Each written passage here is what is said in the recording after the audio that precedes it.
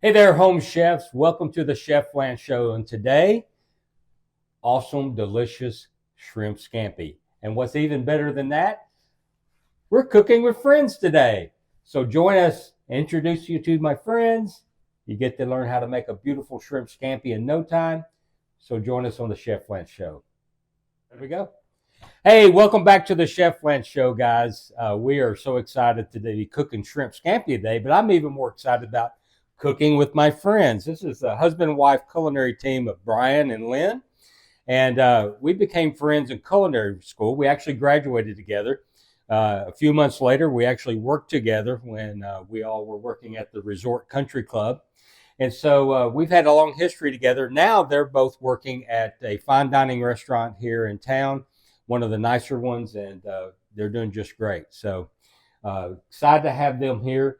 And they wanted to bring shrimp scampi to you guys. So I'm excited for you to have it. So we're having the best day ever. I hope you are too. And I'm going to turn it over to Brian to get us started. How are you, home chefs? Today we're going to do a very simple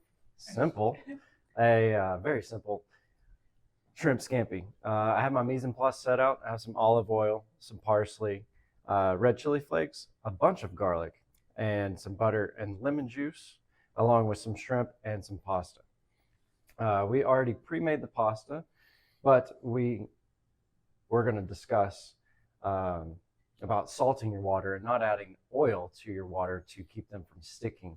That's a problem that a lot of home chefs do, is they add oil to help prevent the sticking of noodles. That is not typically what you should do. Instead, you're going to use your warm water to rehydrate your pasta to prevent it from sticking. Well, Brian, let me ask you a question. Since you mentioned the oil, is there ever a time when you would oil the pasta for any reason? Pasta salad. Pasta salad, okay. So I know at the restaurant when we made pasta in bulk, we would typically cook it and then toss it in a little oil to keep it from sticking together. If you, for example, had pre-cooked some pasta and you want to store it in the fridge, I don't typically use olive oil for that, but maybe a neutral oil like a canola or a vegetable oil. You can lightly toss it and it will help it keep from sticking. And then you would just simply refresh it when you got ready to use it. So, exactly. Yeah. Just like a restaurant does. All right. Exactly. Go. So I'm going to go ahead and preheat my saute pan. We're going to do over medium high. Let that get going. And this recipe, you typically don't have to wait for the pan to get up to heat before you add in your oil or your butter. That can come up to heat with the pan. Since we're just cooking shrimp, once that gets up to temp, it's just going to go real quick, very fast. So I'm going to take my olive oil. It's about a tablespoon. Pour that in, along with a tablespoon of butter. I forgot to mention that I have 4 tablespoons of butter that is in the refrigerator chilling, because we're going to use that chilled butter to emulsify the sauce at the end of the dish. Now, remember in our prior videos, we've talked about emulsifying butter. That butter is an emulsion itself, and by melting it slowly, you keep the emulsion from breaking it, which adds creaminess, and of course, butter makes everything taste better. Okay, now my saute pan has gotten up to temperature. We can go ahead and add in some red chili flakes, and along with our garlic, and saute the garlic for about a minute. You don't want to overcook your garlic.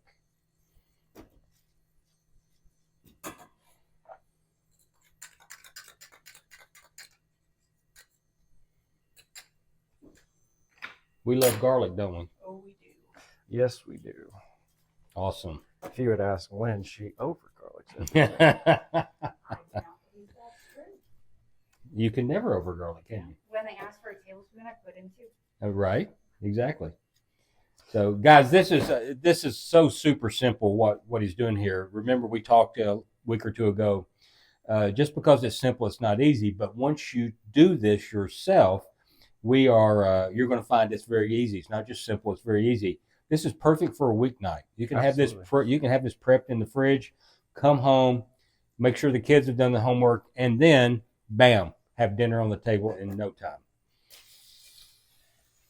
Let's talk a minute about shrimp. At the grocery store I use, they have several varieties. And of course, we're inland. We're in the South, but we're inland, not on the Gulf or the in the ocean. So all our seafood is frozen. That's just a fact. But they have several you can choose from. This one we chose to get peeled, deveined with the tails off.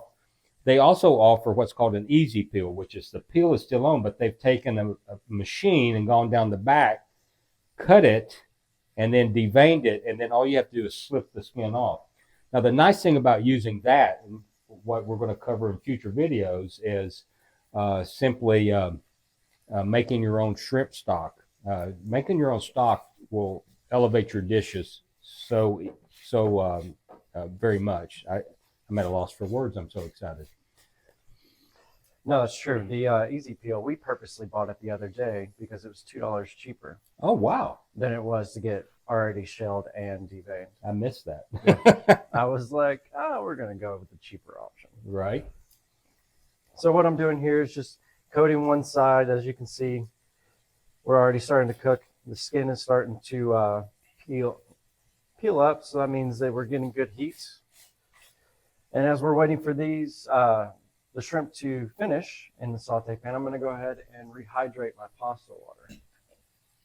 I'm going to go ahead and turn that fire up again for you so that'll quickly come to a boil. So I've always been taught that when it comes to seafood and cooking shrimp, you cook shrimp less than 2 minutes or more than 20. And it has a lot of collagen in it, and so it will actually toughen up in between those two time frames. So we're doing a quick saute, and then with everything that's being added to fat. In fact, Chef Brian is going to actually take this out of the pan real quick, and then he'll finish it by adding it back in the pan, so it doesn't overcook, and then he'll cook the pasta as well. So. Yeah, that thing has a death grip. All right, we're going to remove the shrimp to prevent it from overcooking.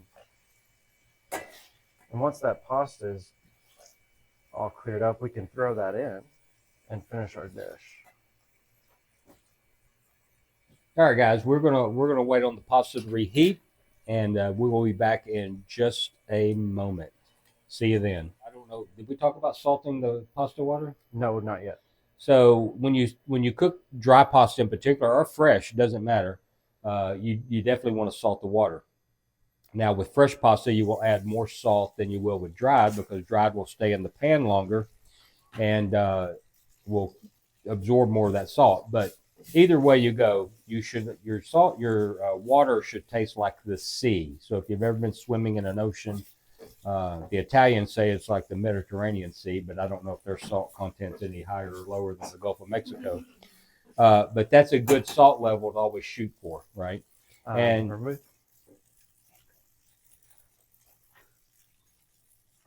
Right now I'm going to add some vermouth to deglaze that garlic from the bottom of the pan.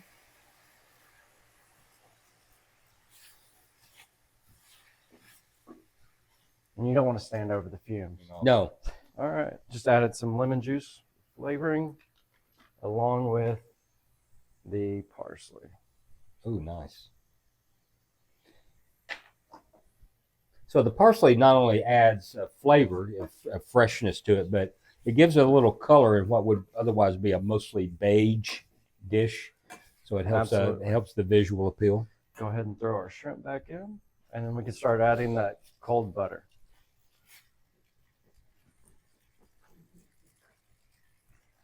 Thank you. And when you're adding your cold butter to emulsify a sauce, we're going to do 1 tablespoon at a time and just constantly keep that in motion to prevent your emulsion from breaking.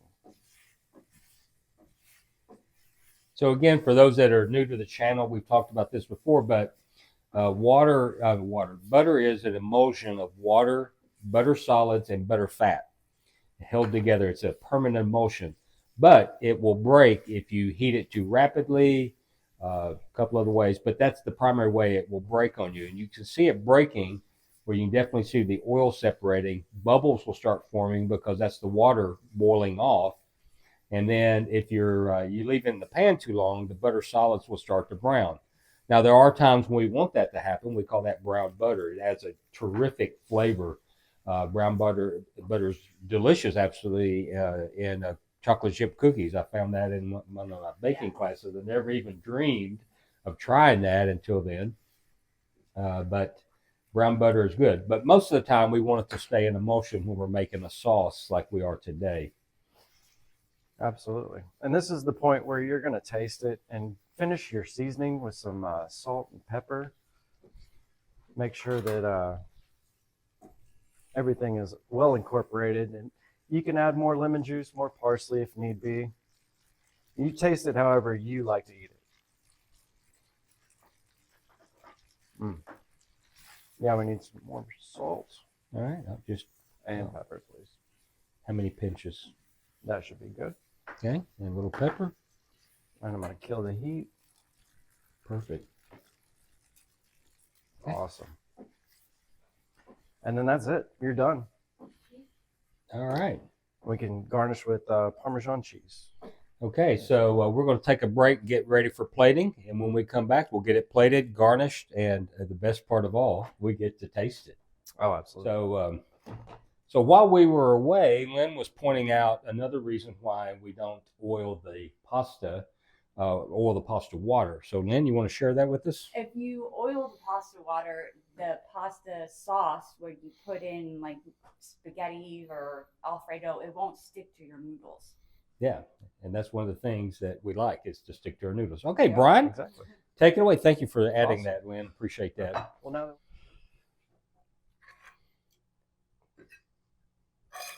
now this is probably enough for 2 people, would you say? I would say 2 is fine. So you could easily scale this up or down if you're just cooking for yourself.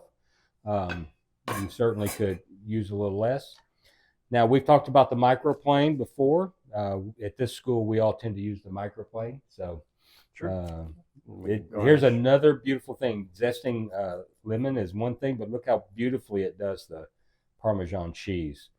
Makes if you do it in a pile somewhere, it just looks like snow. It's really incredible. So there we go. Awesome. And the dish is finished. The dish is finished. All right. So in just a moment, after we take some pictures, we're going to taste this thing, and we'll be right back. Okay. So come around. All right. So now we're getting to taste this thing. So let's see how well Brian did. You won't like here's your fork. I thought you grabbed one. Sorry about that. Yeah. You won't like it. Oh. He says I won't like it. So we're doing the happy dance. All right, guys, seriously. Just enough spice to really let you know there is some there, but not overpowering. The garlic is perfectly balanced in there. The shrimp is perfectly cooked, and butter makes everything better. So, man, this thing, you guys have got to do this. What's how fast this came together. Oh, yeah. For a weeknight, I mean, we were cooking for less than 10 minutes. Exactly. So, guys, seriously, when you're looking for something to serve your family or even for yourself, have a few things prepped ahead of time. You could even do the pasta ahead of time and bring it out, reheat it very quickly. I'm telling you, this is fast and delicious.